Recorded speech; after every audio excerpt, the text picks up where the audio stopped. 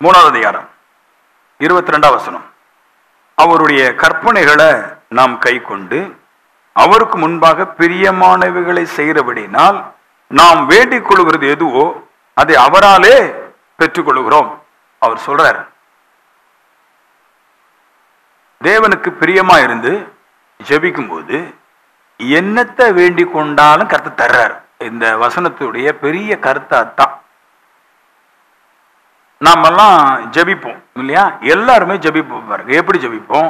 முதல்ல, ஆண்டவரே என் பாவத்தை மன்னியும், ஆண்டவரே என் கடனை மன்னியும், ஆண்டவரே என் பேயை போக்கும், ஆண்டவரே எனக்கு சுகத்தை தாரும், ஆண்டவரே எனக்கு ஆட்டோவை தாரும், ஆண்டவரே என் கடை நல்லா ஓடட்டும், என் சபை நிறைய ஆள் வரட்டும். இப்படி எல்லாம் கேட்போம். கேட்கறது நல்லதுதான், குட். ஆனா இதுக்கு பதில் வருமானு கேட்டா இதுக்கு பதில் வராது. ஏன்னா ஜெபத்துல பாதி தான் நீங்க பண்ணிருக்கிறீங்க, பாதி ஜெபத்துக்கு பதில் வராது. நிறைய பேர் எனக்கு போன் பண்ணி கேட்கறது, என்கிட்ட பேசும்போது கேட்கறது, ஏன் பாஸ்டர் நாங்கெல்லாம் ஜெபிச்சா ஒன்னும் ஆட மாட்டேங்குதுன்னு. நான் சொன்னேன், நீ சரியா இன்னும் ஜெபிக்கல, சரியா ஜெபிச்சா கிடைக்கும். இப்ப சொல்றேன் பாருங்க, ஏன் இந்த மாதிரி எல்லாம் ஜெபம் பண்ணி கிடைக்கல? இது எல்லாருமே செய்ய சொல்ற ஜெபம் தானே. ஏன் பாவத்தை மன்னியும், ஏன் கடனை மன்னியும், இதெல்லாம் எல்லாரும் சொல்ற மாதிரி தான் நம்ம ஜெபம் பண்றோம். அப்படி கிடைக்கலையே. என்ன பிரச்சனைன்னா ஏன் கிடைக்கலன்னு அந்த வசனத்துல இருக்குது. கர்த்தருக்கு பிரியமா இருந்து நீங்க கேட்டீங்கன்னா கேட்டுக்கொண்டது கிடைக்கின்றது. இதெல்லாம் என்னது பேசுறீங்கன்னா உங்களுக்கு பிரியமான விஷயத்த பேசுறீங்க. அதாவது என் பாவம் மன்னிக்கப்படுன்றது எனக்கு பிரியம், என் கடன் மன்னிக்கப்பட்டு போகணுன்றது ஏன் பிரியமான விஷயம், எனக்கு சாப்பாடு வேணும் அப்பம் வேணுன்றது எனக்கு பிரியமான விஷயம், என் நோய் போகணுங்கிறது எனக்கு பிரியமான விஷயம் இல்லையா, என்னுடைய பிசாசு போகணுன்றது எனக்கு பிரியமான விஷயம். நீங்கள் தேவனுக்கு பிரியமான விஷயத்தை என்னது சொன்னீங்க? ஒண்ணுமே சொல்ல இல்லையே. அந்த பைபிள் அதான் சொல்லுது, அவருடைய கட்டளைகளை கை கொண்டு அவருக்கு பிரியமானவைகளை செய்தால் நீங்கள் வேண்டிக் கொள்வது எதுவோ அது உங்களுக்கு கிடைக்கின்றாரு. அப்போ நான் அவருக்கு பிரியமானவைகளை தான் முதல்ல நான் சொல்லணும். நான் அவருக்கு பிரியமானவைகளை முதல்ல சொல்லிட்டோம்னா பின்னாடி என் தேவைகளை சொல்லிட்டேன்னா இப்போ என் தேவைகளுக்கு நான் பிரியமாய் அவருக்கு பிரியமான காரியங்களை செஞ்சுட்டு அதை சொன்னனே, நான் அவருக்கு பிரியமான காரியங்களை செஞ்சுட்டு அவர்கிட்ட சொன்னதுனால ரெண்டாவது என் பாவ மன்னிப்பும் என் கடன்களும் எனக்கு வேண்டுதலில் கிடைக்கிறதுன்றார். அப்போ ஜெபம் பண்ணும்போது எல்லாரும் சொல்லி தந்தாங்க. நான் கூட ஃபர்ஸ்ட் சபைக்கு போகும்போது, தம்பி ஜெபம் பண்ணும்போது முதல்ல பாவ மன்னிப்பு கருத்துட்ட கேட்டுக்கோ அப்படின்னு சொல்லுவாங்க. நானும் பாவ மன்னிப்புலாம் கேட்டேன் இல்லையா. கேட்டுக்கிட்டு ஆண்டவரே யார் கடன் எப்படி போனாலும் பரவாயில்ல, எனக்கு ஒரு 5 லட்ச ரூபா கடன் இருக்குது, என் கடன் முதல்ல போகணுன்னு. அது கடன் போகல, வட்டி போட்டு குட்டி போட்டு கூட தான் செஞ்சிச்சு. சில ஊழியர்கிட்ட கரண்ட போய் கேட்டாங்க, சொன்னாங்க உபவாசம் இருக்கணும், 7 நாள் உபவாசம், 7வது நாள் நீங்க வாங்க நம்ம சபையில் ஒரு மீட்டிங் வச்சிருக்கோம், அந்த பாஸ்டர் வந்தா கடன்லாம் போயிடும். நான் கேட்டேன் அவர்கிட்ட, பாஸ்டர் லோவையில் நான் 500 ரூபா கட்டா போட்டுருக்கிறாருன்னு கேட்டேன். நான் இல்லை அவர் வந்தா கடன் போகும்னு சொன்னீங்களா, அதான் கேட்டேன். உபவாச ஜபத்துல கர்த்தர் கடத்தை எல்லாம் மாத்திருவார் அப்படின்னாரு. நான் சொன்னேன் இது சான்ஸ் இல்லை, ஏன்னா நான் ரொம்ப நாள் உபவாசம் இருந்திருக்கிறேன், அப்ப எப்படி போவோம் அப்படின்னா ஏசு சொல்லி தந்திருக்காரு. எனக்கு சொல்லி தரல வியாக்கியானங்கள், நான் உங்களுக்கு சொல்லி தரேன், நீங்க பாக்கியவான்கள். ஏன்னா நீங்க நல்லா சத்தியம் கேட்கிற இடத்துல வந்திருக்கிறீங்க. ஏவிட்டிக்கு வந்தாலே சத்தியம் கேட்கலாம். ஜெபிக்கும் போது முதல்ல எப்படி ஜெபம் பண்ணணும்னு தெரியுமா? அவர் சொல்லி கொடுத்தார் இயேசு. மத்தேயு 6:12 என் கடனாளிகளை நான் மன்னிக்கிறது போல. ஃபர்ஸ்ட் எங்க வரணும்? கடவுளுக்கு பிரியமான அற்புத விதமான ஒரு விஷயம் என்னென்ன, ஒருவன் உங்ககிட்ட கடன் வாங்கி இருக்கும் போது அதை கொடுக்க திராணி இல்லாம இருக்கும்போது அந்த கடத்தை நீங்க முதல்ல ஃபர்ஸ்ட் மன்னிச்சிட்டீங்கன்னா இப்போ உங்க கடன் மன்னிக்கப்படும். அதெல்லாம் அப்படிதான் இருக்கு பாருங்க. நீங்க நல்லா நான் வாசிக்கிறேன் பாருங்களேன். இப்ப அந்த வசனத்தை நான் வாசிக்கிறேன் பாருங்களேன். ஜபிக்கும் போது நீங்க முதல்ல எதை கத்துட்டு சொல்லணும் அப்படின்னா, எங்கள் கடனாளிகளுக்கு நாங்கள் மன்னிக்கிறது போல அப்படி சொல்லிட்டு ஃபர்ஸ்ட் எங்க கடனாளி நம்மகிட்ட கடன் பட்டு கொடுக்க முடியாம இருக்கிறானே அவனை பத்தி பேசிக்கிட்டு பின்னாடி எங்கள் கடன்களை எங்களுக்கு மன்னியும் அப்படின்றாரு. உடனே உள்ளத்துல ஒரு ஷாக் ஆயிருது. கொடுத்த கடமெல்லாம் போக்குத்தான் போல தெரியுது. பைபிளை பார்க்கும்போது எப்படி இருக்கு பாருங்க, அது நல்லா இருக்கு. we also have forgive our debitor return. அதனால என்ன அந்த வசனம் என்ன சொல்லுதுன்னா, எங்க கிட்ட கடன் வாங்கிட்டு கொடுக்க முடியாம திணறி கொண்டிருக்கிறானே, அவதிப்பட்டு கொண்டிருக்கிறானே, அவனுக்கு எங்க கடத்தை நாங்க மன்னிக்கிறோம். எப்படி இருக்கு பாருங்க இல்லையா. இப்போ எங்களுக்கு நிறைய கடன்கள் இருக்குது இல்லையா. இப்போ நாங்க ஃபர்ஸ்ட் எங்க கடத்தை மன்னிக்கிறோம், ஆண்டவரே செகண்ட் நீர் எங்க கடத்தை மன்னி. எப்படி எப்படி போடுறாரு பாருங்க. ஃபர்ஸ்ட் ஏன் கடன், நான் யாரையாருக்கெல்லாம் காசு கொடுத்தோனோ, நான் பின்னாடி காசை பத்தியெல்லாம் பேசுவேன். கடன் வாங்கினவங்க ரொம்ப சந்தோஷப்படுறாங்க. நம்ம சபையில காசை கேட்காம போனா ரொம்ப நல்லா போயிடும் கடன் வாங்கினது.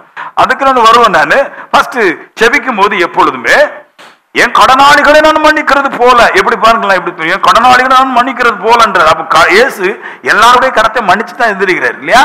மன்னிச்சுக்கிட்டு சொல்றாரு, இப்ப என் கடனையும் மன்னிங்க. அப்ப நம்ம எல்லாரும் என்ன பண்றோம், இல்ல பாதியை மட்டும் பின்பகுதி எடுத்துடும். கர்த்தாவை என் கடனை மன்னிங்கப்பா, கர்த்தாவை என் கடனை மாத்துங்கப்பா, கர்த்தாவை என் பிரச்சனையை போக்குங்கப்பா, கர்த்தாவை எங்க வீட்டுல கண்ணீரே அப்படின்ட்டு நான் சொல்லுவேன். நிறைய பேர் சொல்லுவாங்க கண்ணீரோட கேளு கண்ணீரோட கோடல். நான் ஃபர்ஸ்ட் சொல்றேன், மத்தவன் கண்ணீரை நீ பார்த்துட்டேன்னு உன் கண்ணு தானா போயிடும்.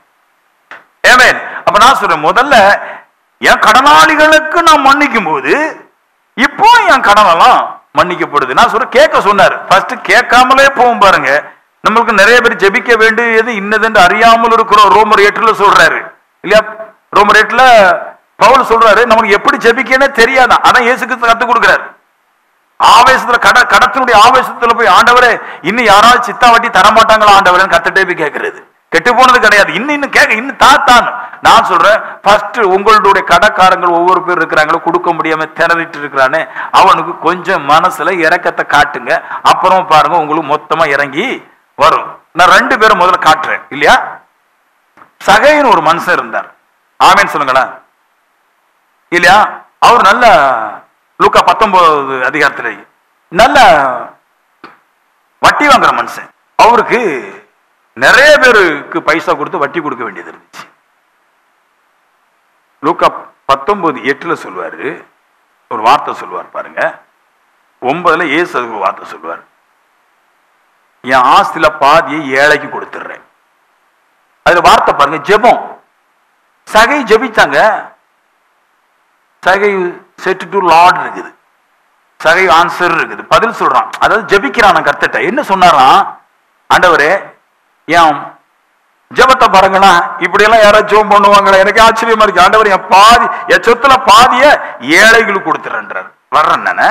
அதுக்கு மேல சொல்றாரு, அப்படி சொல்லிட்டு சொல்றாரு, ஆண்டவரே யார்கிட்டயாவது நான் கொஞ்சம் அப்படி இப்படின்னு வட்டியை கிட்டியோ கொஞ்சம் கூட எடுத்துட்டேன்னு 4 தனியா திருப்பி கொடுத்துறேன்றார்.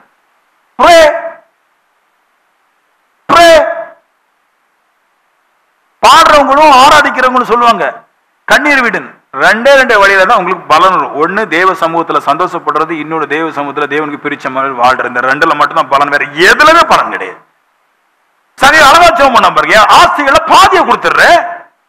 யார்ட்டையா ஏதாவது கொஞ்சம் அப்படி இப்படின்னு ரசிக்கப்படுறதுக்கு முன்னாடி வாங்கியிருந்தோம் பாருங்களா, அதை மொத்தமா விட்டு கொடுத்துடுறேன், 4 கொடுத்துடுறேன் அப்படி சொன்னார். 8 9 சொல்றாரு, இன்னைக்கு இந்த வீட்டுக்கு ரட்சிப்பு வந்துச்சு.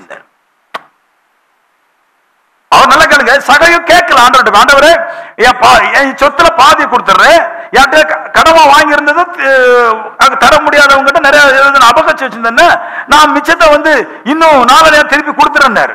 அவ்வளவுதான் சொன்னார். தவிர எனக்கு ரட்சிப்பை தாரும், எனக்கு பணத்தை தாரும், எனக்கு பொருளை தாரும் எதுவுமே சகை கேட்கவே இல்லை. கொடுக்கறதுக்கு ஜெபம் பண்ணாரு, கரெக்டான ஜெபத்தை பண்ணாரு. ஆண்டவரே சொன்னாரு, அந்த இடத்துல சொன்னாரு, சகையோ இன்னைக்கு உங்க வீட்டுல ரட்சிப்பு, அதாவது நீ என்ன விரும்புறியோ அது எல்லாம் இன்னைக்கு உன் வீட்டுக்கு வந்துடும். ஏன் கண்ணீர் விடுறோம் பாருங்க. நான் சொல்லுவேன், நம்ம 10 ரூபா ஒரு கடன் கொடுத்திருந்தாலும் கூட அந்த 10 ரூபாய் அவனுக்கு தர முடியாத சூழ்நிலை இருந்தால் நீங்கள் அவனுக்கு மன்னித்தீர்களானால் உங்களுக்கு கடந்து வரும் உங்களுடைய கஷ்டங்களும் பாடுகளும் கர்த்தருடைய கரத்திலிருந்து நீக்கப்படும்.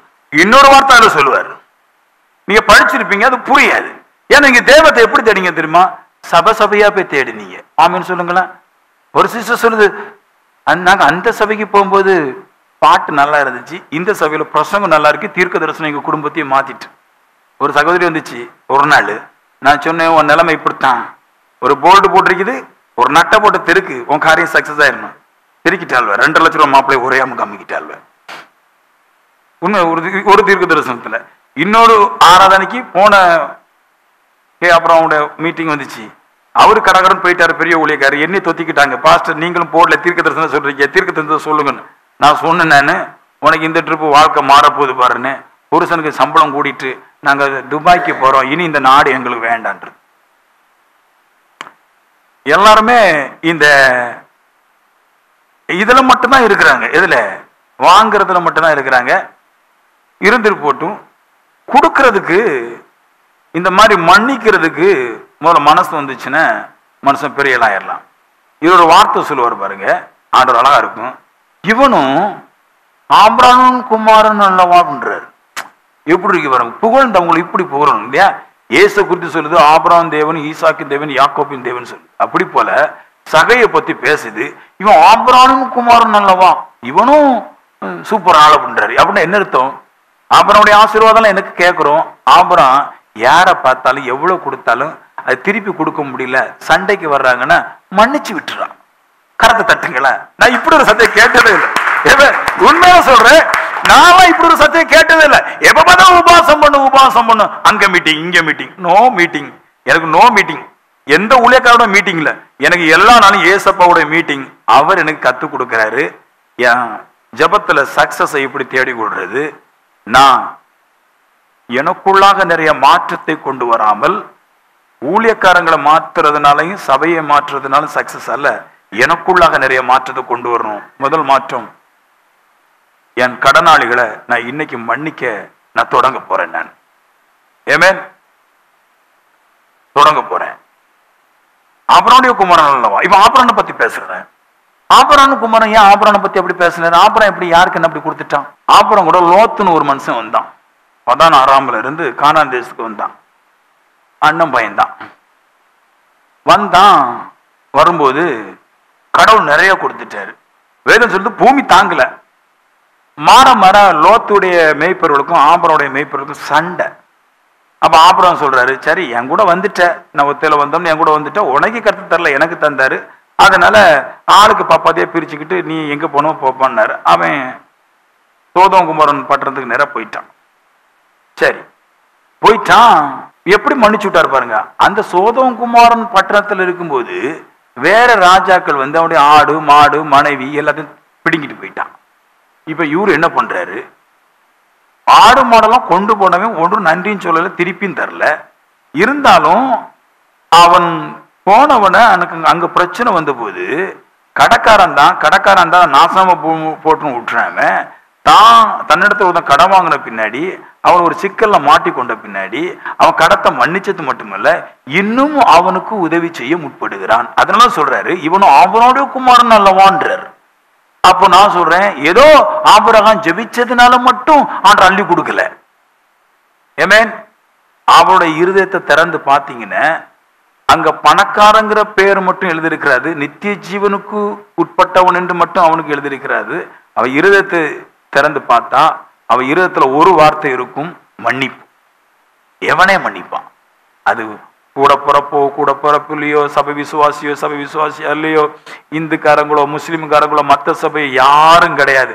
ஒரு மனுஷனுக்கு ஒண்ணு கொடுத்துட்டான அந்த மனுஷனுக்கு மன்னிச்சு நீ நல்லா இருந்து விட்டுருவான். அதனால சொல்ற இதுதான் சகை வச்சிருந்தான.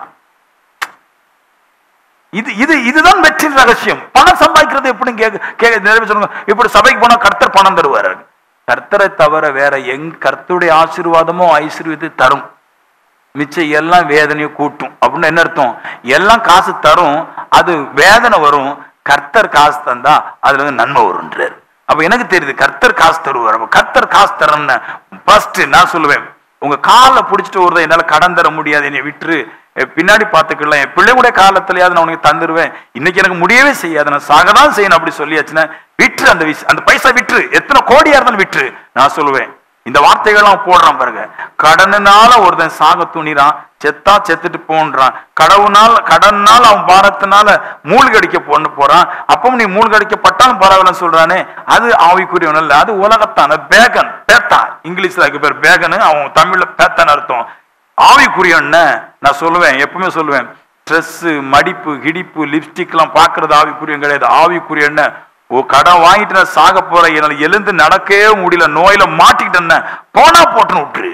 நான் சொல்லுவேன் அந்த சொல் தேவன் கேட்பாரு, அது இருதயத்துல நடக்கக்கூடியது. கேட்கும் போது திருப்பி வரும் பலனாய். அப்புறம் எங்கன்னு ஆண்டவர்கிட்ட போய் கேட்கல, எனக்கு ஆடு மாடு தாங்க, எனக்கு கோழி தாங்க, பாடும்போது எனக்கு கோழி தாங்க ஆண்டவரே, எனக்கு ஆடு தாங்க, ஒன்னும் கேட்கவே இல்லை. அவங்களும் கேட்டா நினைக்கிறீங்களா? கேட்டாங்க, ஆனா இதுல எல்லாம் ஒண்ணு கேட்கல. ஆடு மாடெல்லாம் ஆசீர்வாதம் எல்லாம் கேட்கவே இல்லை. ஆனா பர்ஃபெக்டா தேவத்துக்கு எது பிரியமோ அந்த கோட்டிலே நடந்தாங்க. கர்த்தர் அள்ளி குதிச்சாரு. அப்ப எங்க இருந்தா கடைசி தெரியாது. இவ்வளவு ஆடல குட்டி போடாது பாருங்க. 4 வருஷத்துல 5 வருஷத்துல இப்படி எல்லாம் பழுகி பெருக முடியாத, ஏராளமா பழுகி பெருகிட்டான். நினைச்சு அறிய முடியாத அற்புதங்கள் எல்லாம் வாழ்க்கை நடந்துட்டு, ஆனா அவன் யாருமே நினைக்க முடியாத வாழ்க்கை வாழ்றான். யாரும் நினைக்க முடியாது. இத்தனை லட்சங்களும் கோடிகள் எல்லாம் மன்னிச்சு விட முடியுமா? ஒரு ஆளெல்லாம் மன்னிச்சு விடுறாவே. உங்க இருதயம் கொஞ்சம் கட்டியதான் இருக்குது பார்க்கும்போது. ஐயோ தெரியாம தான் கடத்தை கொடுத்துட்டோம் பொழுது இருந்த. சில பேர்லாம் கடத்தை கொடுத்துட்டு வீட்டுல முன்னாடி கொடுத்துட்டு பின்னாடி இருந்து சண்டை போடுவாள். முன்னாடி வந்தா கேவலம், அதை பின்னாடி வந்துருக்கணும் ஆவிக்குரியம். ஏதோ முன்னாடி போனா ஏதோ பக்கத்து வீட்டுக்காரன் பாத்துருவான். நீ முன்னாடி போனாலும் பின்னாடி போனாலும் கர்த்தர் தான் பார்ப்பார், அவர் தான் பலித்தார். அப்ப நான் சொல்றேன், நானு இதுதான் அவர் சொல்றாரு. ஃபர்ஸ்ட் எப்பொழுதுமே செபிக்கும் போது தேவன்ட முழங்கால் படிடும் போது, சில பேர் இதுல வேற சொல்லுவாங்க முழங்கால் படிட்டு ஜெபம் பண்ணா கிடைக்கும். நீ முழங்கால் படியிட்டாலும், நீ முழங்கால் படியிடாம போனாலும், நீ உபாசம் போட்டாலும் உபாசம் பண்ணாமல் போனாலும், உன் ஹார்ட்ல தெளிவான வாழ்க்கை இல்லைன்னா சக்சஸ் வராது. நல்லா புரிஞ்சுக்கணும். சொல்லுவாங்க எல்லாரும் முழங்கால் படிங்க 8 மணி நேரம், பிரச்சனை இல்லை, அதெல்லாம் நல்ல விஷயம். நான் மோசம் சொல்லல, அது வேண்டாம் சொல்லல. பட் உங்க ஹார்ட்டை வச்சுதான் உலகமே மாறப்போகுது இல்லையா? வாழ்க்கை பரலோகம் உங்க இருதயத்தை தான் பார்க்குது. நான் சொன்னேன் முதல் வாரம் இந்த மத்திய 6 சொல்லும் போது, அவர் உன் இருதயத்தை பார்த்து அந்தரங்கத்தை பார்த்துட்டு தான் உனக்கு வெளியரங்கமா பதில் தர தவிர, வெளியரங்கத்தை பார்த்துட்டு உனக்கு பதில் தர்றது கிடையாது. உன் அந்தரங்க ஹார்ட் பீட் எப்படி இருக்குதோ அதை வச்சுதான் உன்னோட வாழ்க்கை மாறப்போகுதுன்ற. நான் சொல்லுவேன், நம்ம சபைக்கு கஞ்சனா வரலாம், ஆனா நீ கடைக்காரனா போக மாட்டேன். ஆமே, 1 ரூபா நீ கீழே இழக்காம 1 ரூபாலாம் ஒன்னும் கொடுக்க மாட்டேன். நான் யாருக்கும் ஒன்று மன்னிக்க விட மாட்டேன்.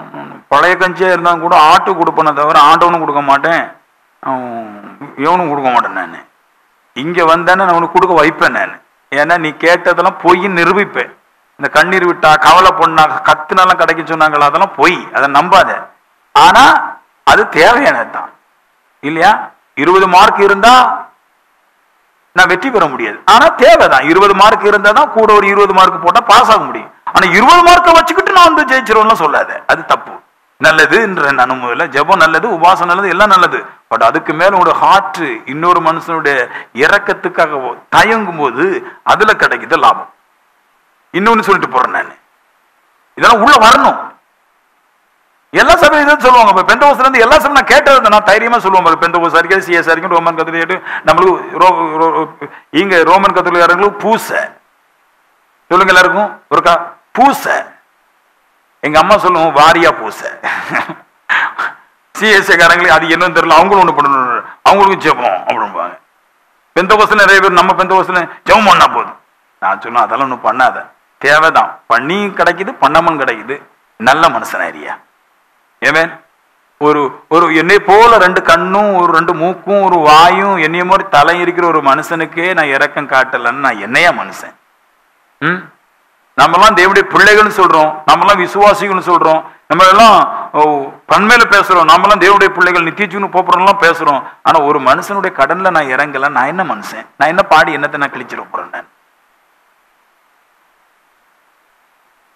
இன்னொன்னு காட்டுறேன். நான் இதெல்லாம் இந்த மாதிரி கோணத்துல நீங்க பிரசங்கம் கேட்டாதான் நீங்க நல்லா மாறுவீங்க, இல்லைன்னா ஒண்ணும் கிடைக்காது, அழைச்சது தான் மிச்சம்.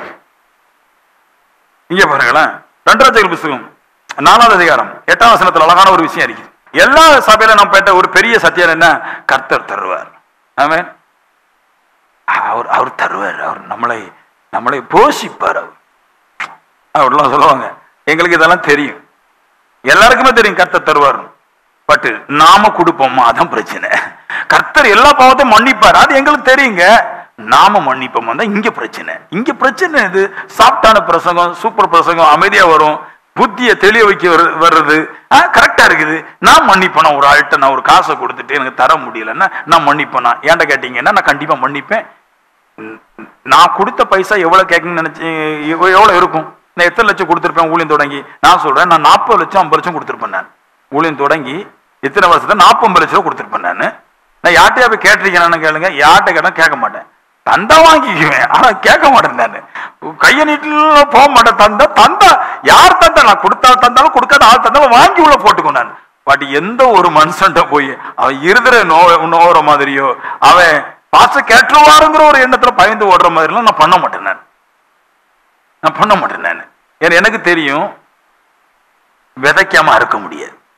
கரத்தை தட்டிருக்கலாம் ஒரு விதைக்காம நான் விதைக்காம அறுக்கவே முடியாது எனக்கு தெரியும். நான் சொல்றேன், நான் 40-50 லட்சம் விதைச்சிருந்தோம்னா இதுக்கு பின்னாடி நான் நல்லா அறுப்பேன். நான் நல்லா அறுத்துட்டு இருக்கிறேன், இன்னும் நிறைய அறுப்பேன். நான் எனக்கு நல்லா தெரியும். கோதம்பு விதைச்சா கோதம்பு தான் வரும். பன்னி குட்டி போட்டா பன்னி தான் குட்டி போடும். நாய் குட்டி போட்டா நாய் தான் குட்டி போடும். காசை விதைச்சா காசு தான் வரும். கர்த்தர் சொன்னாரு, அது நல்ல நிலத்துல விதை நிறைய வரும்.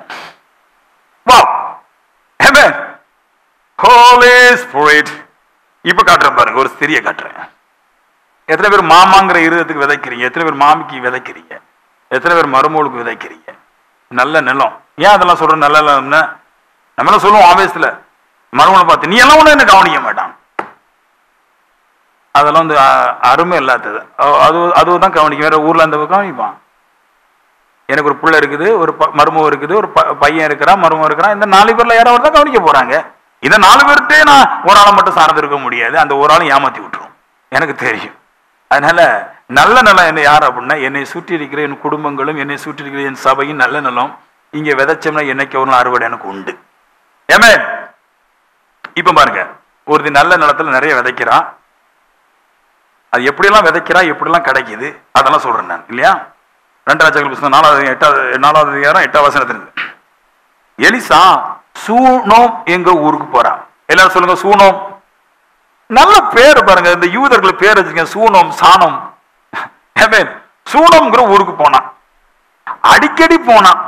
போகும்போது அங்க ஒரு பேர் போடல, ஒரு ஸ்திரி, பேரில்லா ஸ்திரி. எங்க ஊர்ல சில கன்னியாகுமரியில இருந்து பிள்ளைங்கள்லாம் வந்திருக்குது. அவளுக்கு பேர் சொல்ல மாட்டாங்க, கன்னியாகுமரியா அப்படிம்பாங்க. அப்படி நீங்க கேள்விப்பட்டிருக்கீங்களா? மணப்பாட்டுல இருந்து ஒரு புள்ள வந்து நான் படிக்கும்போது படிக்க வந்துச்சு. அவ பேரை சொல்றதுக்கு எனக்கு வெக்கம், எனக்கு கொஞ்சம் உள்ளுக்குள்ள உறுத்துது. அதனால அவளுக்கு அவ பேரை சொல்ல முடியாது. ஆனா அவளுக்கு பேர் நாங்க எப்படி மணப்பாட்டா. உள்ளுக்குள்ள அந்த வயசுல கொஞ்சம் ஃபீல்லாம் வருது. அவ பேர் வந்து மணப்பாட்டா இல்லையா, பெரியாட்டா சில பேருக்கு பேர். இப்பெல்லாம் ஊர் பேரை வச்சு ஒரு பேர் வச்சிருப்பாங்க. அவங்கள நீங்க பாத்தீங்கன்னா அவங்ககிட்ட ஏதோ ஒரு பலகீனமாவது இல்லாட்டி ஏதோ ஒரு கனமா இருக்கும். அதாவது சாஃப்டான கேரக்டருக்கு ஒன்றுல மோசமா இருக்கும், இல்லைன்னா டாப்பா இருக்கும். இந்த பேர் வருது பாருங்க, இதெல்லாம் இந்த மிடிலுக்கு கிடையாது. எத்தனை பேர் அதை நம்புறீங்க? மிடிலுக்கு கிடையாது. ஒருத்தன் கிடைக்காது. ஒருத்தனுக்கு பேர் பாருங்க, மிடில் அடிக்கிறவனுக்கு பேர் இல்லை பாருங்க. கீழே கிடந்த பிச்சைக்காரன், மேல இருந்த பணக்காரன் இருக்குதா இல்லையா? மிடிலுக்கு பேர் கிடையாது. நம்ம வந்து பேர் சொல்ல மாட்டோம். நம்மள பிச்சைக்காரன் சொல்ல மாட்டோம், பணக்காரன் சொல்ல மாட்டோம். ஏன்னா மிடில், இந்த மிடில் சொல்ல மாட்டோம். சோ ஒரு பொண்ணுக்கு ஊற வச்சு பேர் கிடைக்குதுன்னா ஒண்ணு டக்கா இருக்கணும், டாப்பா இருக்கணும். அவங்க பேர் கிடைக்குது. இங்க ஒரு பேர் கிடைக்குது பாருங்க. சூனமூர் ஒரு பெண் இருக்கிறா. அந்த பெண்ணுக்கு முதல்ல போடுறாங்க 8வது வசனத்துல, கணமுள்ள ஸ்திரீ. வா, எனக்கு இது நல்லா பிடிச்சிருக்கு. பொண்ணுன்னா பேர் அப்படி வரணும், கணமுள்ள ஸ்திரீ. அவன் நம்ம ஊர்ல தின்னு கனமா இருக்கிறாங்க. அவருடைய கேரக்டர் அப்படி பாருங்க, கனவுள்ள ஸ்திரீ அப்படின்றது. அவன் வெல் உமன்றது அவளுக்கு பேரு. நல்ல பெண். அவன் என்ன பண்ணிட்டான் பாருங்களா, அவ புருஷன் கொஞ்சம் வயசு கூட, கொஞ்சம் எப்படி வயசு கூட எப்படி சொல்ல முடியாதுல்ல, சரி வயசு கூட. அந்த ஊருக்கு தான் எலிசா அடிக்கடி போயிட்டு இருக்கிறார். தீர்க்கதரிசி போயிட்டு இருக்கிறாரு. என்னைய மாதிரி ஒரு தீர்க்கதரிசி போயிட்டு இருக்கிறார். நான் போக மாட்டேன், அவர் போயிட்டு இருக்கிறார். போயிருக்கும்போது அந்த ஸ்திரீ அவனை கூப்பிட்டு போற நேரம்லாம் சாப்பாடு கொடுத்துச்சான். நல்ல வடகரியோடு சாம்பார் சாதத்தோடு கூட. அன்னைக்கு பீஸாயில இருந்த போட்டிருக்கும், நல்லா கொடுத்துருக்கு. தீர்க்கதரிசி பாருங்க, போற நேரம்லாம் நல்லா வயிற்றடிக்க கட்டிட்டான். ஆமென். சில வீட்டுல எல்லாம் நான்லாம் போயிருக்கிறேன். காலையில போட்ட காப்பியை சாயந்தரம் சூடு பண்ணி கொடுப்பாக்கல. அதுல கடைசியில எண்டுல குடிச்சு முடியும் போது தெரியும் உள்ள ஒரு ஈ கிடக்கும். அந்த ஈயே அந்த காப்பியை குடிச்சு ஊதி கீழே வெறிக்கும். அப்படிலாம் குடிச்சிருக்கிறேன் நான். என்ன பண்றது? அவர் ஒரு தீர்க்கதரிசி, நானும் ஒரு தீர்க்கதரிசி. அவர் நிறைய அற்புதம் செஞ்சிருக்கேன், நானும் அற்புதம் செய்யறேன். இருந்தாலும் எங்க 2 வித்தியாசம். நாங்க மாட்டின ஃபேமிலி வித்தியாசம்.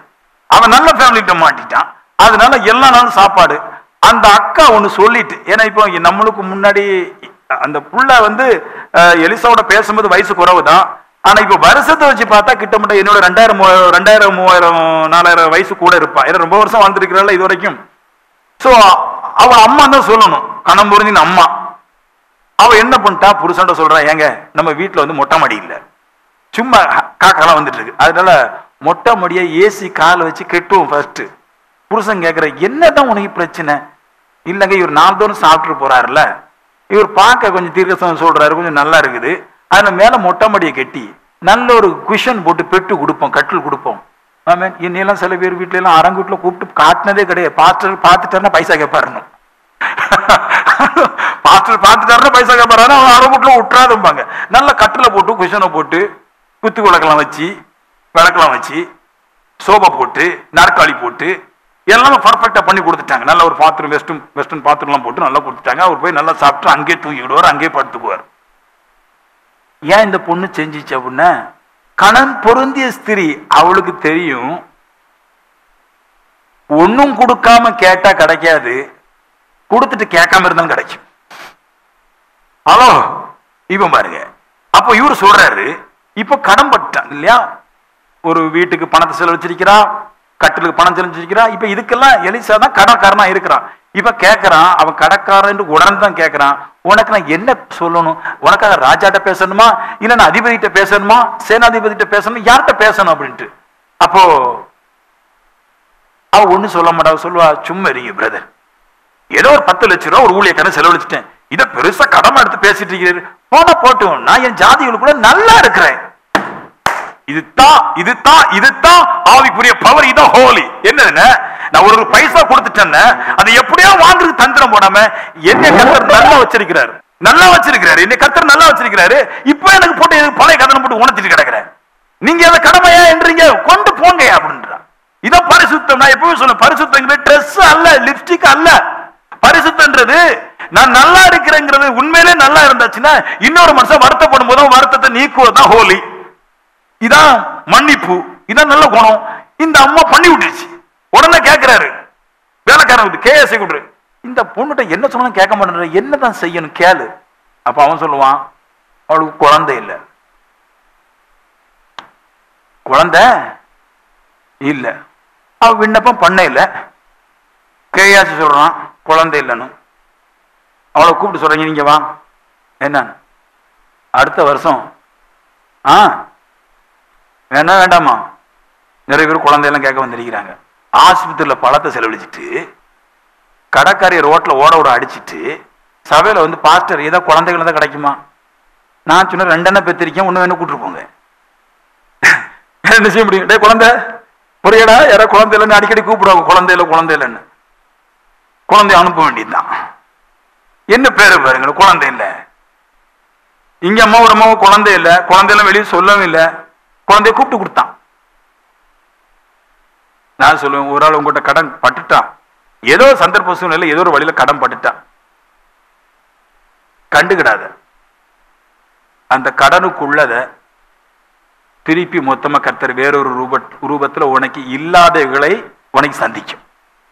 உன் மனசுல எது பாரம், எது கஷ்டம், எது வேதனை கர்த்தருக்கு அறிவார். நீ அவ்வளவு கடத்த ஒரு வீடு கட்டில் எல்லாம் மன்னிச்ச பாரு கடைக்காரங்க. ஆனா பல பேர் உன்னைய சொல்லியிருக்கிறாங்க, என்னதான் பணம் வச்சிருந்தா ஒரு குழந்தை இல்லைன்னு உனக்கு என்ன மதிப்புன்னு. அந்த மதிப்பான காரியத்தை இவளுடைய கனத்திற்கு கனமான ஒரு ஸ்திரீ பிள்ளையை கர்த்தர் கொடுத்தார். கேட்கவே இல்லைங்க. இதான் பாவம் மன்னிப்புடைய பவர். கத்தி போட்டு எதுக்கு, எனக்கு தெரியல எதுக்குதான் இவங்க அழுறாங்கன்னு தெரியல.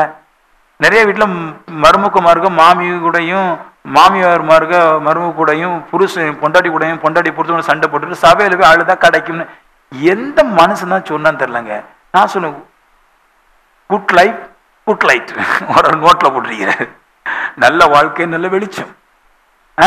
நீங்க நல்ல மாதிரி இருந்தீங்கன்னா நல்ல வெளிச்சம் வந்துடும். உங்களை யாரால சொன்னது? 10 லட்ச ரூபா கொடுத்தேன் பாஸ்டர். என்கிட்ட ஒரு அம்மா வந்துச்சு விண்ணப்பம் பண்றதுக்கு. பாஸ்டர் என்னம்மா எனக்கு அழுதலையா வருது பாஸ்டர். நான் சொன்ன, எங்க சபையில் அழக்கூடாது அப்படின்னா நீங்க வந்து வேற சபைக்கு போங்க, இல்ல வேற சபைக்கு போங்க, இங்க அழக்கூடாது, இங்க வந்து சிரிக்கணும், என்ன ப்ராப்பர்ட் இருக்கிறேன், பாராமல் நாங்க நன்மை செய்வோம், எங்க சபையை நான் அப்படித்தான் வளர்த்துட்டு வர்றேன், நான் எங்க சபை நன்மை செய்யும், நாங்களும் நன்மை செய்யும். என்னம்மா? இல்ல பாஸ்டர், என் வீட்டுல இருக்கிற கஷ்டத்துக்கு சுகிர்தா ராணி 1 லட்சம் கடத்தை நோட்ல எழுதிடுங்க. எழுதிடுறேன்பா.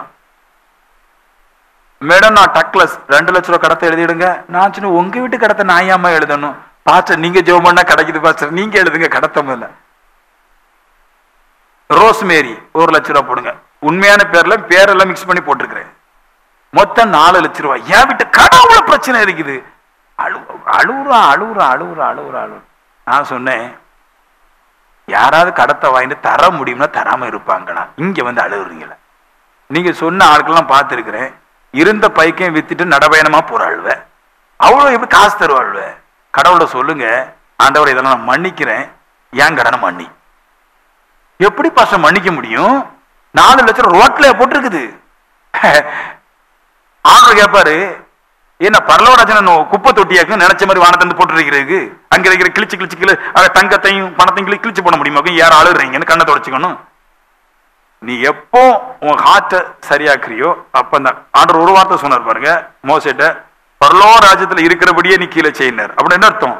நீ கீழே என்ன செய்யறியோ அதான் மேல நடக்கும், மேல என்ன நடக்குதோ அதை கீழே நடக்கும்.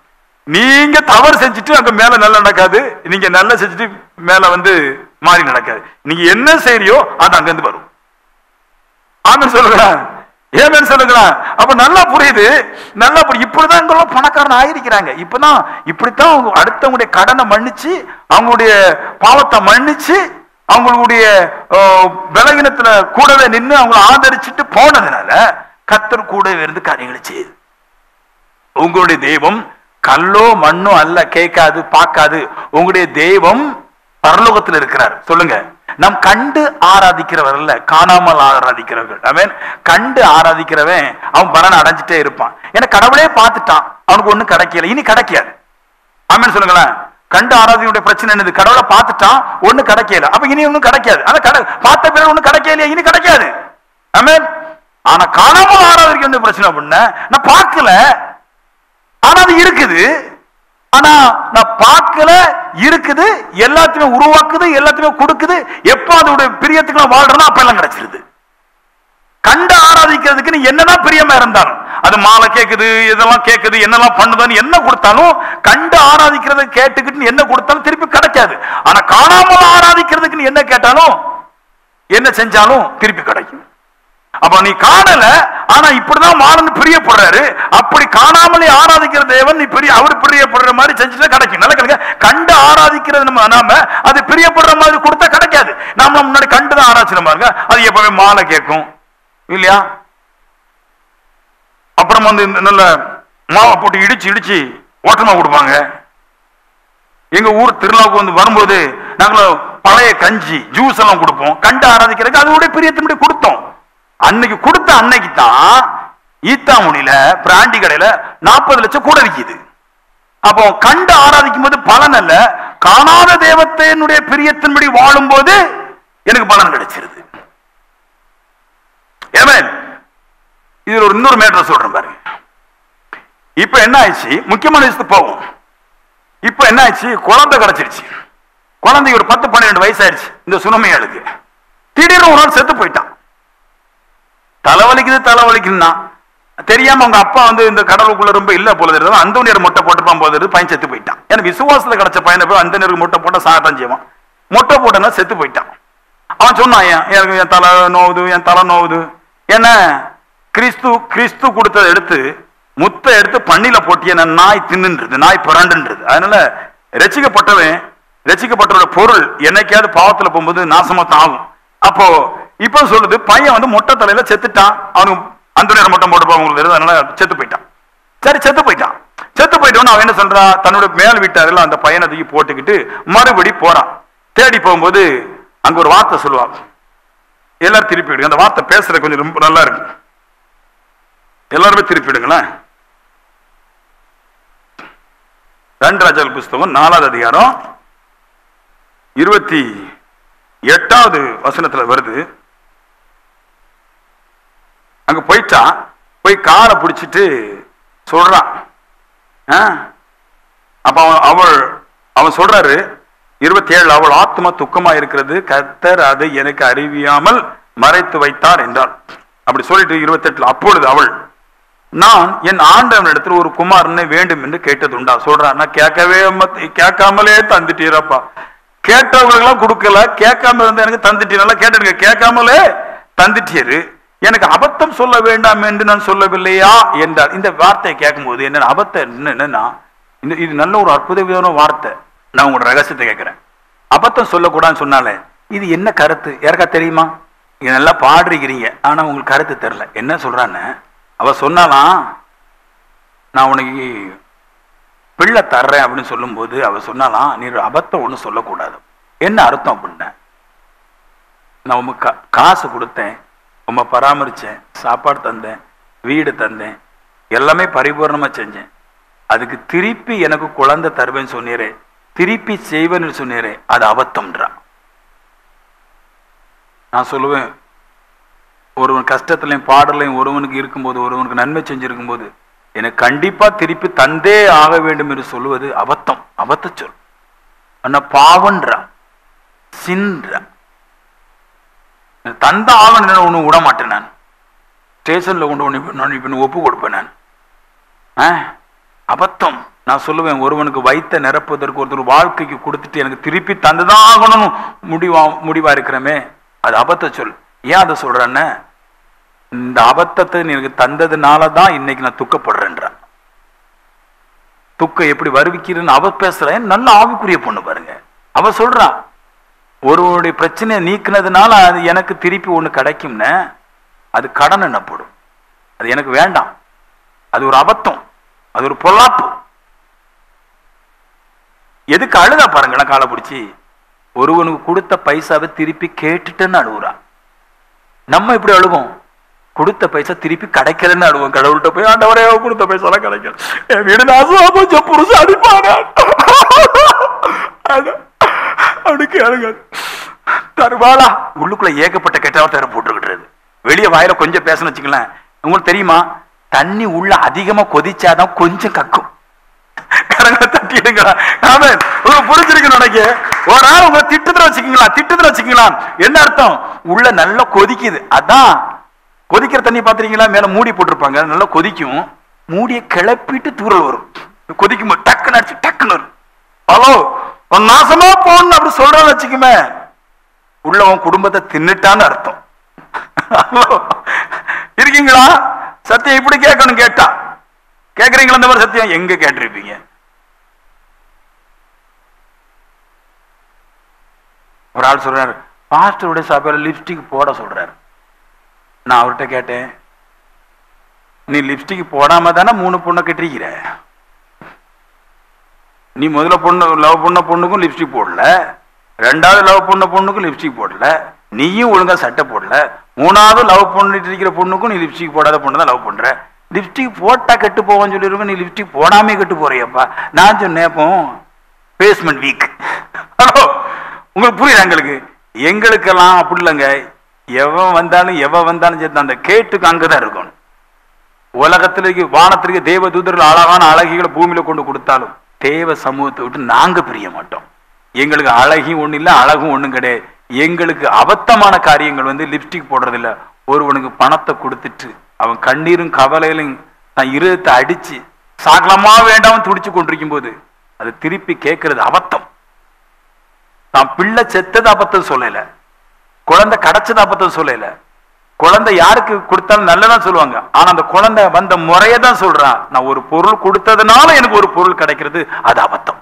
அத்தனை சொல்லுவோம். எப்பவும் நீங்க நல்லா ட்ரெஸ் போடலாம், நீங்க லிப்ஸ்டிக் போடலாம், கம்மல் போடலாம், செயின் போடலாம். இதை போடக்கூடாது. உன்னுடைய இருதயத்தை கொல்லக்கூடாது. ஒரு இருதயத்தை அப்படியே மொத்தமா நிறைய பேர் அப்படி கடன்ல போய் செத்த போயிருக்கிறாங்க. நிறைய விஷயங்கள் ஆவிக்குரியவங்களும் பண்றாங்க. நிறைய சம்பந்தங்கள் முடியாம போயிருக்கு. இந்த காசுக்கு வேண்டி வெளியே சொல்லுவாங்க, காசு வேண்டாம், இந்த காசுக்கு வேண்டி. இதான் பாயிண்ட். நீ சம்பந்தம் பார்க்க போற வீட்டில் சொல்லணும், எனக்கு அபத்தம் சொல்ல வேண்டாம், ஏதாவது தர்மம் சொல்லாத, வேற விஷயங்கள் கட காரியத்தில் அபத்தம் சொல்லாத. கர்த்தர் என்னோடு இருக்கிறார். நான் இன்னொரு மனுஷனுக்கு செய்யற உதவி எனக்கு 1000 மடங்கு திரும்ப வரும்படிக்கு கர்த்தர் செய்வார்.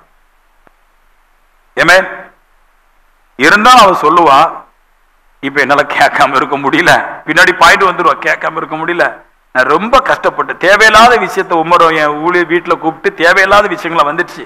ஆனா இப்ப உங்களை காலை பிடிச்சி கேட்கிறேன், என் பிள்ளைக்கு உயிர் வேணும்னு கேட்டா. எலியாவை சொல்லுவாரு, கவலைப்படாத, நான் வர்றேன். அவர் உயிரை திருப்பி கொடுத்தார்.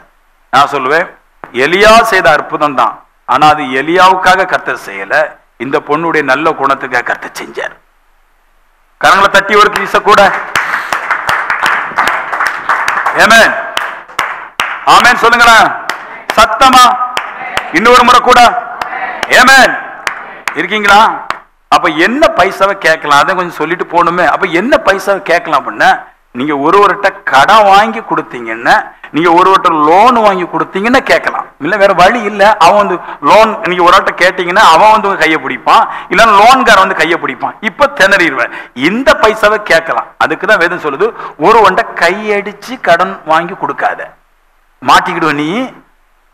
சித்தாவட்டியில பைசா எடுத்து ஒருவனு கொடுக்காத. ஏன்னா கொடுத்தவன் நீ வாங்கிட்டு போயிருவான். நீ வாங்கினவன் சித்தா வட்டிக்காரன், ஒன்னு இருக்கவே விட மாட்டான், கொலை பண்ணுவான். ஏன்னா அவன் சத்தியத்தை கேட்டது கிடையாது. அவன் நாள் பார்த்து சித்தா வட்டி கொடுக்குறான். காலையில் 8 மணிக்கு தான் சித்தா வட்டி கொடுத்தாதான் அவளுக்கு பிசினஸ் தொடங்கும். சாயந்தரம் 3 மணிக்கு முன்னாடி சித்தா வட்டியை நிப்பாட்டிக்கணும், அப்பதான் ஓடும். அவ கர்த்தருடைய வார்த்தை கேட்டல. அப்போ நீ ஒருவன் கடை வாங்கி கொடுத்தாலும் மாட்டுவ, சித்தா வட்டிக்கு வாங்கினாலும் மாட்டுவ. அப்ப கடை கொடுக்க கூடாதா? இது ஒரு பெரிய பிரச்சனை பாருங்க இந்த மன்னிக்கிற விஷயத்துல. பாஸ்டர், காசு கடன் கொடுத்துட்டு மறுபடியும் எதுக்கு மன்னிக்கணும்? கடமே கொடுக்காண்டா. நிறைய சபையில கடன் கொடுக்க மாட்டாங்க தெரியுமா? கேள்விப்பட்டீங்களா? எங்க சபையில கடமே கொடுக்க மாட்டான். ஏன் கொடுக்க மாட்டீங்க? கடன் கொடுக்க கூடாது சொல்றீங்க. கடவுள் எங்கேயுமே கடன் கொடுக்க கூடாதுன்னு சொல்லவே இல்லை, கொடுக்கதான் சொல்றீங்க. 1000 வசனம் இருக்கு. என்ன செய்ய கொடுக்க கூடாது? வட்டிக்கு கொடுக்க கூடாது. கடன் வேற வட்டிக்கு வேற. உங்க புரியுதா?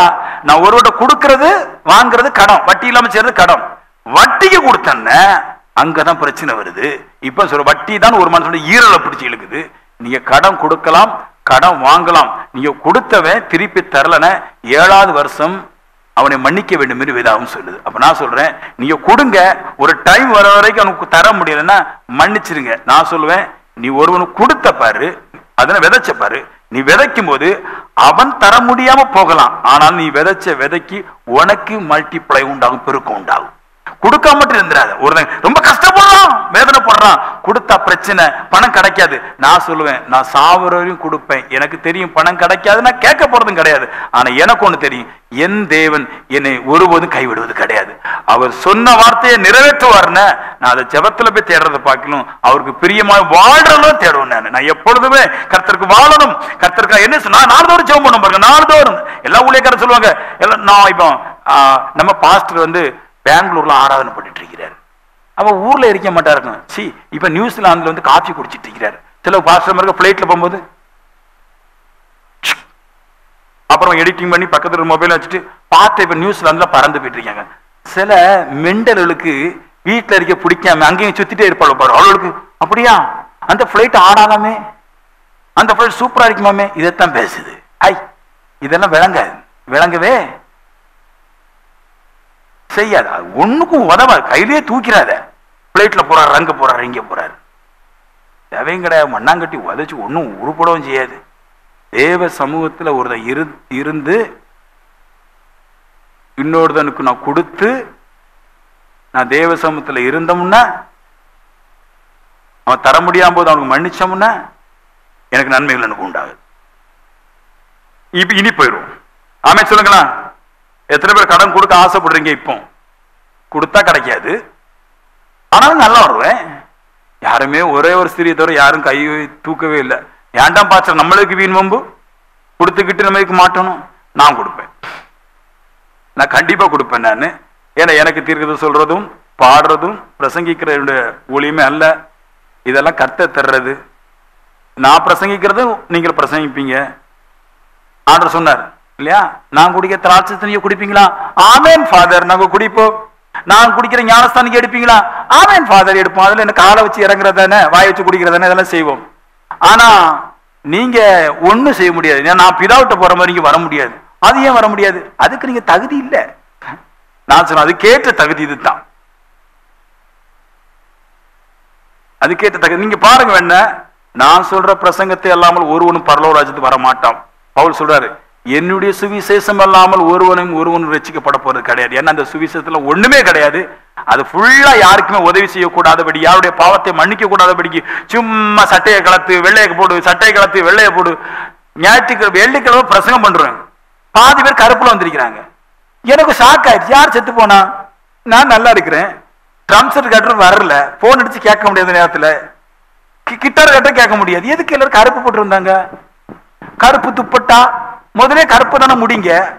கருப்பு துப்பட்டா, கருப்பு நைட்டி, கருப்பு பேண்ட், கருப்பு ஜீன்ஸ், கருப்பு செருப்பு. என்னாச்சு? யாருக்கு என்னாச்சுன்னு கேட்டா, அது இன்னும் ஏசு செத்த நாள். நான் இனி சொல்லுவேன், உங்க பிறந்த நாளுக்கு நீங்க எல்லாரும் என்ன ட்ரெஸ் போடணும்னா 10 ரூபா ட்ரெஸ், 1 வயசு உள்ள பிள்ளைக்கு தான் ட்ரெஸ் போடணும். ஏன்னா பிறந்த நாளுக்கு நீங்க பிறந்த நாள் கொண்டாடுங்க, அப்படி கொண்டாடுங்க. ஏன் நீங்க வந்து 60 வயசுல கிழவனாங்க 60 ட்ரெஸ் போடுறீங்க? காலங்கள் மாறியாச்சு. அவர் செத்தது உண்மைதாங்க, நம்ம இல்லைன்னு சொல்லல. ஆனா அவர் வேதம் சொல்லுது, பிதாவுடைய வலது பாசத்துல வீட்டு இருக்கிறான்னு சொல்லு, அதை நம்புங்க. செத்தது என்னைக்கு செத்துட்டாரு, அதை விட்டுருங்க.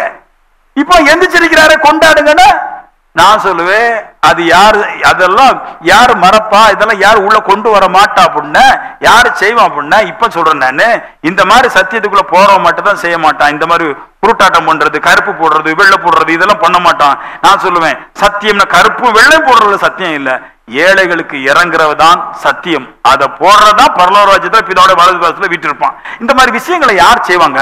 இந்த மாதிரி ஒருவனுடைய பாவத்தை மன்னிக்கிறது, இல்ல ஒருவனு கொடுத்த கடத்தை வேண்டாம்னு சொல்றது, இதெல்லாம் யார் செய்வா? நான் சொல்லுவேன், ஃபர்ஸ்ட் வெள்ளை சட்டை போட்டவன் செய்ய மாட்டான். சத்தியம் தெரியாமல் பல வருஷங்களை ஓடின பாட்டிமார்கள்லாம் செய்யாது, தாத்தாமன்னு சொல்லி செய்யாது. நீங்க யாரும் பாத்திருக்கீங்க? கொடுத்த பைசா வேண்டாம வேண்டாங்க அப்படின்னு சொல்லி யாராவது நீங்க பாத்திருக்கீங்களா?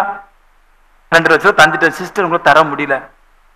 ஆனா ஒரு சிஸ்டருக்கு 2 லட்சம் தந்துட்டு வேண்டாம் சொல்லி ஒரு முறை வட்டி கொடுத்த கொஞ்சம் நல்லா, அப்புறம் வேண்டாம் பாஸ்டர் உங்களுக்கு கஸ்டமருக்கு விட்டுச்சு. அதானே இருக்கதான் செய்யறாங்க. உங்களை யாரும் இங்க பாத்திருக்கீங்களா? நீங்க யாரும் கொடுத்துருக்கீங்களா? கொடுத்துட்டு 2 லட்சம் பிரதர் சி ரொம்ப கஸ்டமருக்கு பிரதர் இங்க போங்க பிரதர், அவத்தான் பேசணும் பிரதர், 10 லட்சம் போனா போட்டு சி அப்படின்னு சொல்லிருக்கீங்களா? ஆனா சொல்றீங்க நாங்க ஆவிக்குரியவங்க. எதுக்குன்னா நீங்க மரியாதை ஆராய்ச்சி ஆராய்ச்சி இந்த இதை போட்டு மட்டும் கத்திருக்கிறீங்க. சில பேர் துப்பட்டா லேசா கரைக்கணும், எதுக்கு துப்பட்டீங்க அப்படி போட்டுறீங்க, சரியா போட்டா என்ன? துப்பட்டா இவங்க சரியா போட்ட உடனே கொடுத்த கடத்தை வேண்டாம் சொல்ல போறாங்களாகும்?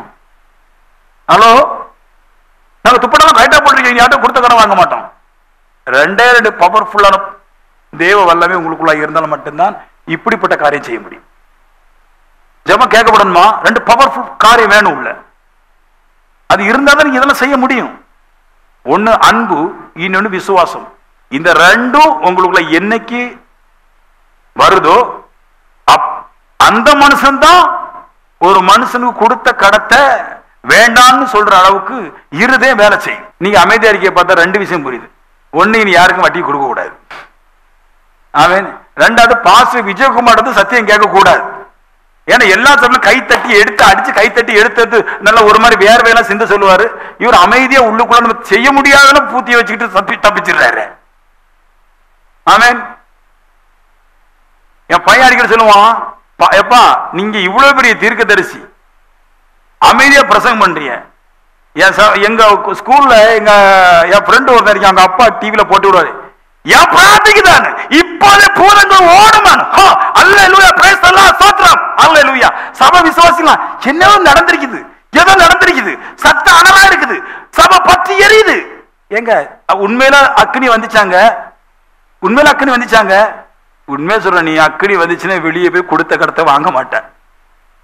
ஒரு அழுதுட்டு இருக்கும் போது அதை போய் மறுபடியும் போய் நீ குறைஞ்சிட்டு இருக்க மாட்டேன். பியூர் ஹோலி, அது 2 விஷயம் இருக்குது. அதுல அக்கினி இருக்குது, குளிர் இருக்குது. இது உங்களுக்கு உண்மையிலே தொட்டா உங்க ஆவிக்குரிய வாழ்க்கை இனி இந்த உலகத்தாரை போல இருக்காது. சத்தம் போடுறதுனால வருது, கீபோர்டு போடுறதுனால வருதோ, அதெல்லாம் ஒண்ணுமே கிடையாது. நீ தேவனிடத்தில் அன்பு கூர்ந்தாலும் விசுவாசம் உங்களுக்கு ஸ்ட்ராங்கா இருந்தாலும் இனி நீங்கள் அபத்தமான காரியத்தை செய்ய மாட்டீர்கள். கொடுத்துட்டு சண்டைக்கு பண்ணிக்க மாட்டீங்க. சில பேர்லாம் வீட்டுல பைசா கொடுத்துட்டு பைசா தரணும், இந்த வீட்டை விட்டு போக மாட்டேன், நான் என்ன வந்தாலும் போக மாட்டேன். எங்க கொஞ்சம் நான் ஒரு ஆவிக்குரியவங்க, நான் சபைக்கு போறேன், தப்பா நினைப்பாங்க.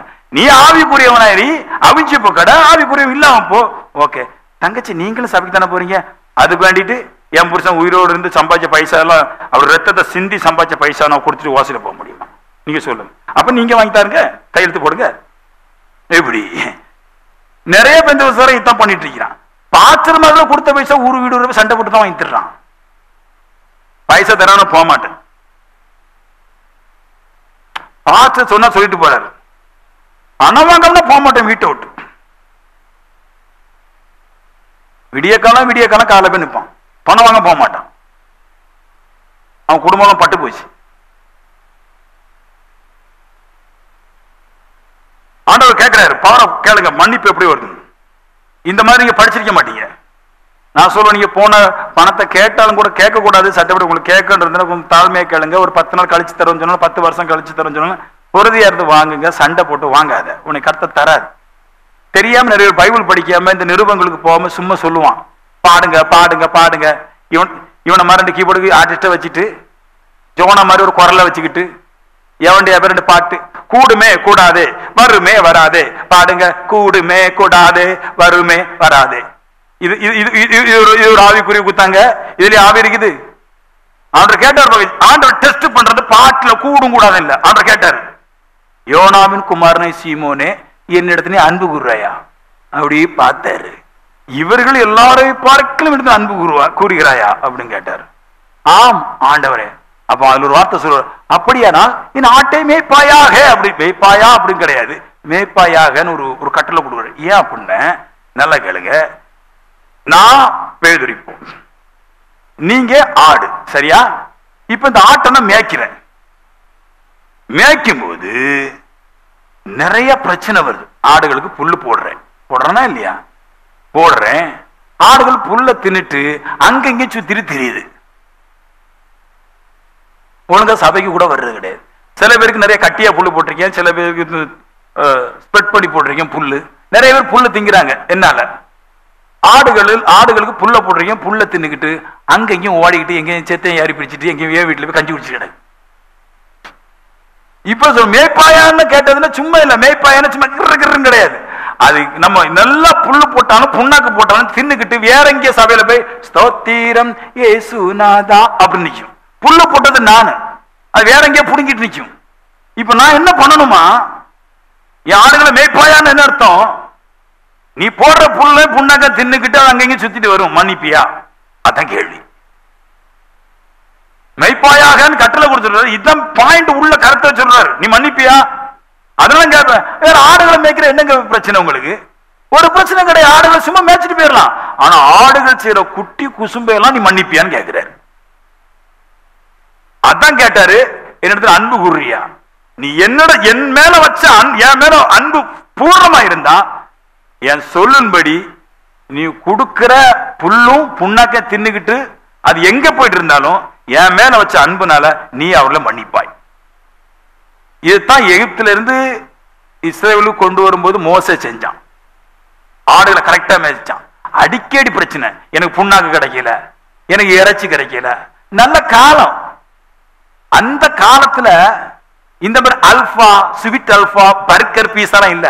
கேட்டிருப்பாங்க, ஆண்டவரே நாங்க எகிப்துல தின்னது வெள்ளரிக்கா. கேட்டிருப்பாங்க, நாங்க பீஸா பர்கர்லாம் தின்னமே ஆண்டவரே, இன்னும் பீஸா பர்கர்லாம் வரலையே ஆண்டவரே, என்னாச்சும் கேட்டிருப்பாங்க. அப்ப கேட்டாங்க இறைச்சி கரைச்சி கார கடை வரலன்னு. இப்ப கேட்டிருப்பாங்க. இப்ப நம்ம சபையில கேட்பாங்க, பாஸ்டர் ஒரு முறை நமக்கு இறைச்சி போட்டா என்ன ஆச்சு? நம்ம சபையில போடுற எனக்கு தான் தெரியும், 10,000 கொடுக்கணும். ஈஸியா சொல்லிடுவாங்க, பாஸ்டர் இறைச்சி போடுங்க பாஸ்டர். இறைச்சியை தின்னுக்கிட்டு அந்த சபையில மீட்டிங்க போச்சு. குடலை புரட்டி நின்னது. இந்த ஆடுக்கு தேவையில்லாத ஆடுன்னு. ஆனா சொல்றாரு, மன்னிப்பியா? அவர் சொல்றாரு, ஆண்டவரே நான் உம்மிடத்தில் அன்பு கூறுறது உண்மைன்னு, நான் எந்த மனுஷனையும் மன்னிக்கிறது உண்மை. நான் சொல்லுவேன், நீ தேவனிடத்துல பூரண அன்பு இருந்தா அவர் தருவார். அவர் தான் என் தேவன், அவருடைய கட்டளைக்கு நான் கீழ்படுறேன்னு நீ சொன்ன, நீ பல முறை உன் பாவிகளை நீ மன்னிப்ப. அன்பு மன்னிக்கும். அதான் சொன்ன, அன்பு சகலத்தை தாங்கும். அன்பு பொறாம கொள்ளாது. அன்பு இருமப்பா இருக்காது. இருமப்பாய்த்தான் போக மாட்டேன் நான். ஐயா இங்கே நிறைய ஆவிக்குரிய அம்மாமார்களை பிள்ளைகளுக்கு ஒன்று சோறு கொடுக்க மாட்டான். நான் மூத்தவனுக்கு தான் சோறு கொடுக்கணும், தர மாட்டேன். அவன் முன்னாடியே சம்பாதிக்க போனேன், சம்பாதிக்க போயிடல. எங்க சத்தியம் கேட்டான்னு தெரியல. நரகத்துல அடுப்புல போட்டாலும் அங்கேயும் கூட வாழ்வேன். உண்மையா சொல்றேன். இவரு அங்க போட்டாலும் அந்த எலும்பெல்லாம் ஒரு மாதிரி வளைஞ்சு வரும், அடுப்புல இருந்து வெந்து அப்படி வரும். அவன் இங்கே இருந்த கிடையாது, அங்கே இருக்க மாட்டான். அதுக்குதான் ஆண்டவர் சொல்றாரு, மொத்தம் பேயை கொண்டு கெட்டி உள்ள போட்டுருவோம், கடை வராது. எல்லாம் நினைச்சிட்டு இருக்காங்க, எங்க அம்மா ஒரு ஆவிக்குரியவங்க, எங்க அப்பா ஆவிக்குரிய பரவாயில்ல போவரணும். போவார் ஒரு ராஜ்யத்துக்கு, ஆனா பரலோக ராஜ்யத்துக்கு போக மாட்டார். அதுக்கு கீழே ஒரு ராஜ்யம் இருக்குது, அங்கதான் அவர் போவார். எல்லாம் நினைச்சிருக்கிறாங்க நாங்க பரலோக நாங்க பெந்தோகோஸ்து சபைக்கு போறோம், நாங்க பரலோக போயிடுவோம். நீ என்ன புடுங்க போன, என்ன செஞ்சுட்ட நீ சொல்லு, ஒரு சொல்லு. 10 ரூபாய் மன்னிச்சிக்க மாட்டேன். சபையில போடுற நான் ஒரு சபைக்கு போயிருந்தேன் பாருங்க. ஏன் பையனெல்லாம் பைபிள் கிளாஸ் அனுப்புறது கிடையாது, சபை கூட்டத்தில் அனுப்புறது கிடையாது. ஒரு 60 பாஸ்டர் 100 பாஸ்டர் ஒன்னா இருக்கிறோம், எல்லாம் வாழையில வச்சாச்சு. நான் இறைச்சியே தின்னு கொளுத்து கிடந்தேன் வெளிநாட்டுல. என் வேலையை இறைச்சி திங்கிறது தான். ஒரே நேரத்தில் 2 கோழியா அப்படியே பிரிச்சு உள்ள போட்டு ஏன் உண்டுருவேன். இங்க எல்லாம் ஒண்ணும் சம்பாத்தியம் கிடையாது, சட்டையும் கிடையாது, பிரசங்கம் பணத்தை பத்தி பண்ண மாட்டாங்க. அண்ணா பரலோக இன்னும் பரலோக சொல்லிட்டு இருந்தான். 100 பேர் பாஸ்டர் மீட்டிங் முடிஞ்சாச்சு, எல்லாருக்கும் வாழையில போட்டாச்சு. எனக்கு ஒரு வாழையில வச்சிருந்து கடை இறைச்சி பீசலாம் நீளமா வச்சு போறான். ஓ தம்பி, நான் எனக்கு சின்ன ஒரு முள்ளு தான் கடந்துச்சு. ஓ தம்பி பாஸ்டர் சொல்லுங்க. இவனை வேற அவங்க ஒரு பாஸ்டர் சொல்றான். பாஸ்டர் சொல்லுங்க. தம்பி என்ன எனக்கு மட்டும் பீஸ் சின்னதா இருக்குது. ஐயே ஊழியக்கார கூட ஒரு பீஸா வச்சுட்டு போ, சந்தை பார்த்து போய். உண்மைங்க, இதெல்லாம் ஆவிக்குரியவங்க தான். உண்மையில ஆவி இல்ல, மாம்சத்துக்குரியவன். அதெல்லாம் இந்த மாம்சத்துக்குரியவன் தான் இந்த சாப்பாட்டுக்கு சண்டை போடுறவன். மாற சாப்பாடு விஷயத்துக்கு சண்டை போடுறது, தண்ணி விஷயம் சண்டை போடுறது ஆவிக்குரியவன் கிடையாது. இவன் சட்டையை பார்த்து நினைக்கிறான் ஆவிக்குரியவர். அதெல்லாம் ஆவிக்குரியவன் கிடையாது. அதெல்லாம் ஆவிக்குரியவன் கிடையாது. ஆவிக்குரிய அப்படி இருக்க மாட்டான். மன்னிப்பு ஆண்டவரே 3 முறை கேட்பார். அன்பு கூறிய யோனாவின் குமாரனே நீ அன்பு கூறியா கேப்ப. அன்பு கூறேன், நான் அடிச்சு பேசுறேன் நான் அப்படின்றாரு. உண்மையெல்லாம் அன்பு, எல்லாரும் பார்க்கல அன்பு கூறேன் நான், எதனால் விட்டுறேன் நான், எவனுக்கு நாள் விட்டுறேன் நான் அப்படின்றாரு. என்னவெல்லாம் பண்றாரு அவரு.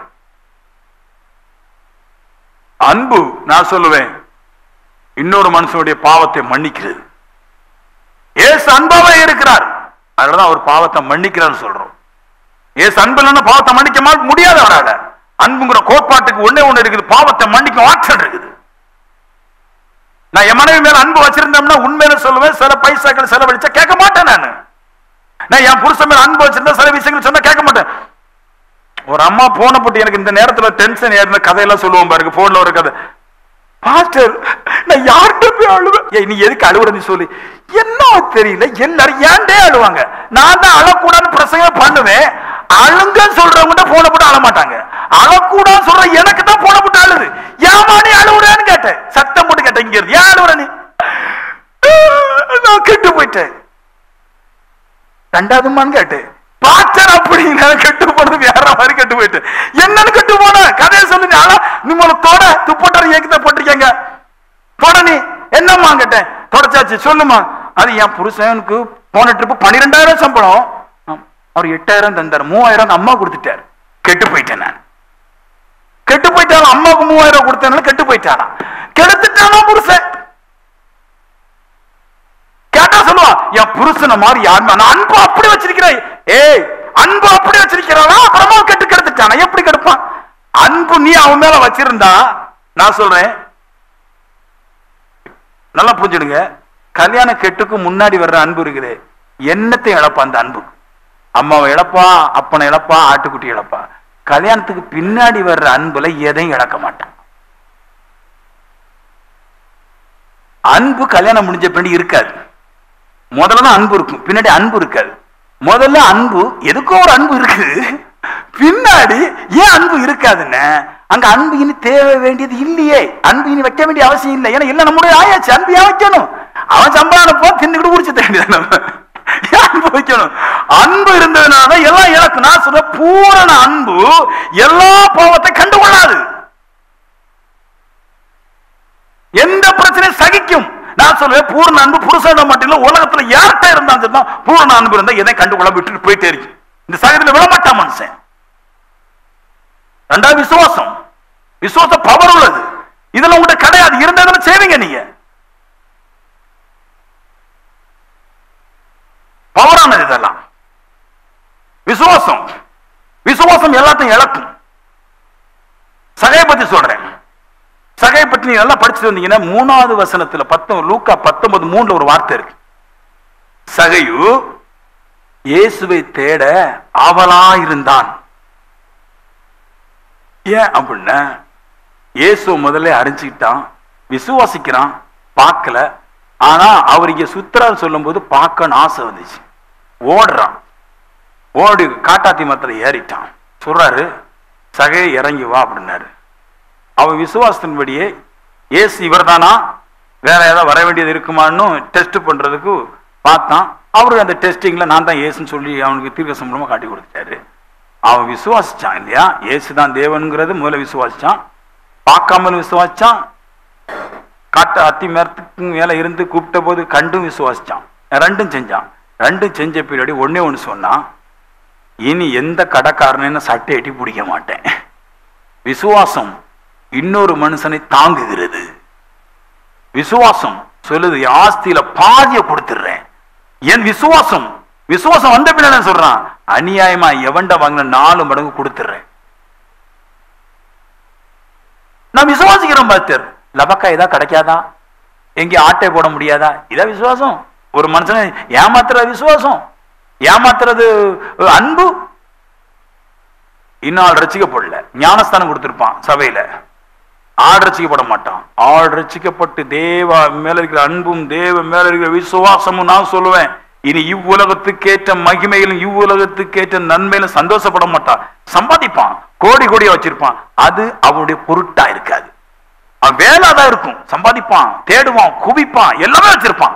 அப்புறம் நீங்க பார்க்கலாம், சம்பாதிச்சான், எல்லாத்தையும் தேடி வச்சிருந்தான், ஆனா அவன் மனசு அதுல கிடையாது. வீடு கட்டினான். எசேக்கியேல் தங்க கடையை வச்சிருந்தான். ஆடுகளுக்கும் மாடுகளுக்கும் கொட்டாரம் போட்டாரு. கொட்டாரம்னா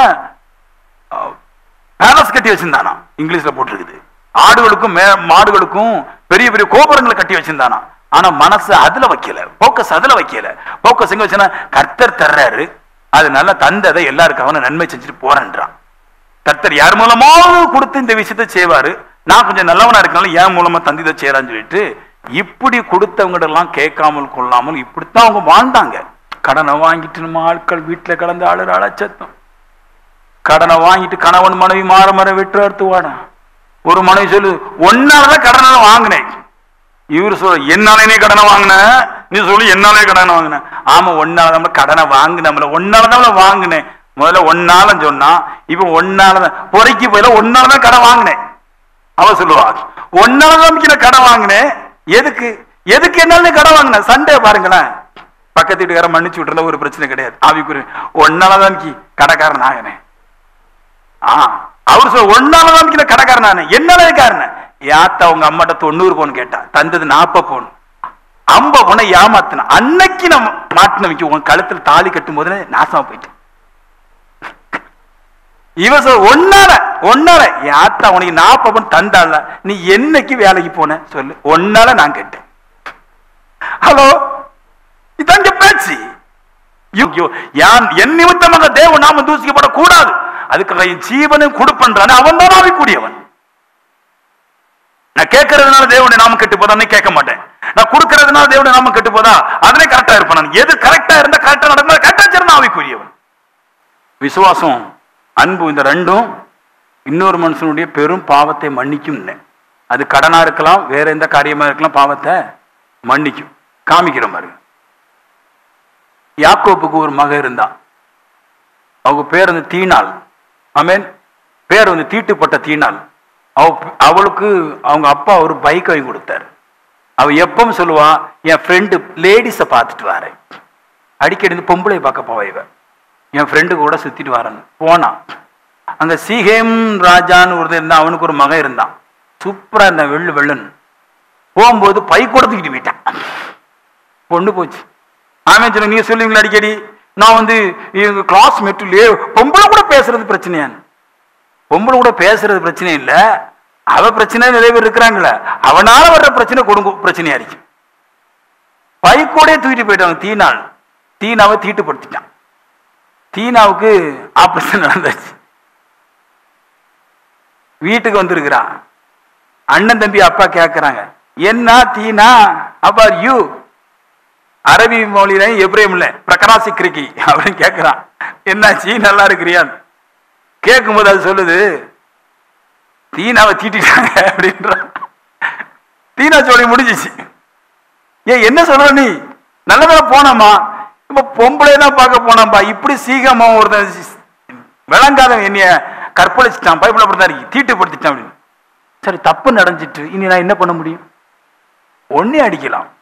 ஆனா தப்பு பண்ணிட்டான்னு சொல்லிட்டு இன்னொருத்தன் அடிக்க மாட்டேன்.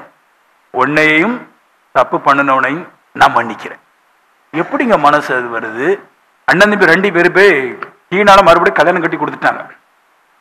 கல்யாணம் கட்டி கொடுத்தவொன்னு அவங்க ஊருக்கெல்லாம் வியாபாரம் பண்ணிட்டாங்க அந்த புள்ளைய தீனாவை. அதனால நல்லா கேட்டுக்க, ஃப்ரெண்டு வீட்டுக்கு போறேன், பொம்பளை வீட்டுக்கு போறேன்னு போயிட்டு இருக்காத. ஏடா கூடமா சிக்காத இடத்துல சிக்கினீன்னா மாட்டினீன்னா அவ்வளவுதான், சோழி முடிஞ்சு. அப்ப எந்திரிச்சு வரவே முடியாது. அது நீ கல்யாணம் கட்டி போற வீடும் மோசமா இருந்துச்சுன்னா வாழ்க்கை போச்சு. காசை நம்பி மட்டும் போயிடாத, பேக்கி பார்த்து திருவாழ்வ. இல்ல நீ போற இடம் மோசமா இருந்துச்சுன்னா முதல்ல பார்க்கும்போது மாமியை பார்த்தோன்னா மாமா சிரிப்பா, அப்புறம் வண்டாளமா இழக்கம் கெட்ட வார்த்தை பேசுற பேச்சுல. அப்புறமா இனிமே எந்த தலைமுறையில நமக்கு சில பிள்ளை ஒரு பிள்ளை சொன்ன, நீ கல்யாணம் கட்டுறியா?